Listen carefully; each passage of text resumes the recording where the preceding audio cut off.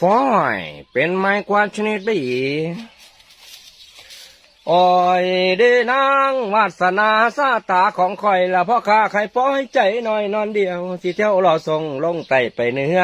เพิ่นเพื่อสื่อซอยพ่อใครเก็บเอาใจมาลีถ่ายที่น้ำบ้านคุณต้องการเสียวอย่างมีใบต้องการแนวใดละอื่นใส่ขั้นซื้อลายผู้ขายก็ลดให้ถามได้ต่อรองบ่แม่นย่องซื้อง่ายใครดีมีให้คุณพอใจเบิ่งเอาไปไว้อยากใหญ่กาบอ่อนกาบแข็ง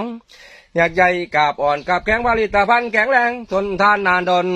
ไม่ว่าหน้าแรงหน้าฝนใจดีใจสดละเหมือนคนขายปล่อยหากคุณขาดคนปัดกวาดคุณก็สามารถอื่นใส่อื่นซอยลองคบกับคนขายปล่อยหัวใจดอกน้อยจะเถิดทุนบูชานั่นไปนาแนววาสนาลาพาเล่งพาแลนไปเป็นแฟนสิให้เป็นอาคีคอยถ่านำเงินเห็นแล้วสื่อคอยจากอันคนขยันหาเงินอย่าเหมือนดื้อน้องแต่ขันมองขอแค่มองขอเพียงรอยยิ้มมาเก่าสนิมหัวใจให้น้อยหนุ่มไข่ฟอยชีวิตห่างๆยังหวังอยู่เด้อถ้าเธอเลิกคนใจหนุ่มไข่ฟอยถ้าเธอเลิกคนใจหนุ่มไข่ฟอยอย่าให้คอยนั่นหลายพี่หมายไปเคียงน้องพี่หมายไปเคียงน้อง